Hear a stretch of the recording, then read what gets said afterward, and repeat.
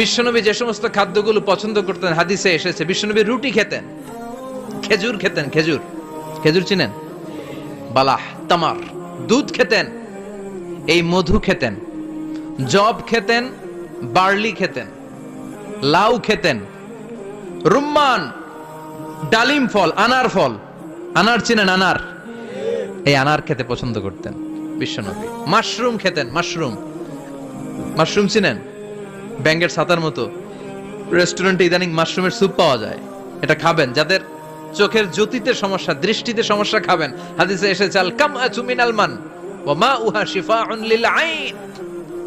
Mushroom হলো মান্না সালোয়ার মতো খাবার। মাশরুমের স্যুপ যারা খাবে, চোখের জ্যোতি যাদের কম, তাদের চোখের জ্যোতি বাড়িয়ে দিবে কে?